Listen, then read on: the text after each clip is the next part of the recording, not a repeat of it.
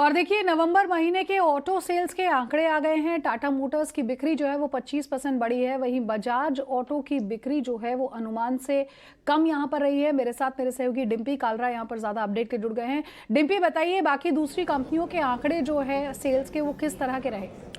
Tata Motors को छोड़ के ज़्यादातर जो ऑटो की कंपनीज हैं उन्होंने सबने डी ग्रोथ ही दिखाई है। नवंबर के मंथ की जो सेल्स के उन्होंने आंकड़े जारी किए हैं, मैं आपको एक एक करके बताता चलूँगा नंबर्स और आप वो देखिएगा भी। सबसे पहले हम बात करेंगे बजाज ऑटो की। बजाज ऑटो की बिक्री का जो अनुमान था हमारा वो करीब 4 लाख गाड़ियों का था, लेकिन इन्होंने जो बेची हैं वो 3.79 लाख हैं, यानी कि कुल मिला के बिक्री 10% के आसपास घटी है। और इनका जो टू व्हीलर सेगमेंट है वो भी करीब 12% घटा है। और इनका जो कमर्शियल व्हीकल सेगमेंट है, हालांकि वहाँ पर ग्रोथ आई है करीब 10% के, लेकिन कुल मिला के इनकी जो टोटल कमी है वो हमको 10% से ज़्यादा के दिखे कुल बिक्री में, टोटल सेल्स में। सेकंड डिवीज़न है एस्कॉर्ट्स का। एस्कॉर्ट्स के अंदर अगर आप देखेंगे तो यहाँ पर करीब इन्होंने 7,000 से ज़्यादा यूनिट्स बेची हैं, जबकि हमारा अपना अनुमान था करीब 9,000 से ज़्यादा यूनिट्स बेचेंगे। और एक कुल जो कमी हुई है इस बार नवंबर में पिछले साल के कंपैरिजन में वो करीब 30% के आसपास की है। साथ ही अगर आप देखेंगे तो इनमें घरेलू बिक्री भी करीब 33% के आसपास घटी है। लेकिन एस्कॉर्ट्स एक चीज़ के लिए जाना जाता है, वो अपने एक्सपोर्ट्स, तो इन्होंने फिर से एक्सपोर्ट्स में 24% की बढ़ोतरी दिखाई है। टाटा मोटर्स पे आ रहा हूँ मैं। कुल बिक्री इनकी हुई है करीब 2.25 लाख। हमारा अनुमान था कि 3 लाख का आंकड़ा पार हो जाएगा, लेकिन थोड़ा कम हुआ है। और इनकी जो कुल बिक्री है जो पिछले साल के मुकाबले अगर मैं आपके सामने फिगर रख रहा हूँ तो वो 15% कम हुई है।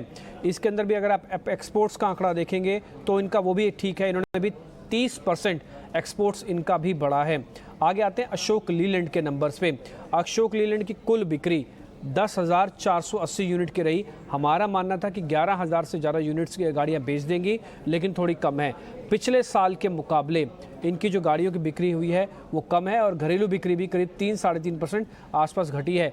एक और बेहतर कंपनी जिसने इस बार कुल मिला के पैसेंजर व्हीकल में सबसे अच्छे नंबर दिखाए वो था टाटा मोटर्स। इनकी जो बिक्री है वो करीब 25% बढ़ के 62,000 यूनिट को पार कर गई। हालांकि हमारे अनुमान से थोड़ा कम है, हम एक्सपेक्ट कर रहे थे कि 30,000 यूनिट से कम बेच देंगे। फिर भी जो ग्रोथ आई है वो 21% के आसपास की है। साथ ही एक इंटरेस्टिंग आंकड़ा इसके साथ ये है कि जो ई व्हीकल्स हैं इन्होंने इस बार 1750 बेच दिए, जबकि पिछले साल सिर्फ 400 ही बेचे थे इन्होंने। अब आते हैं लास्ट M&M पे।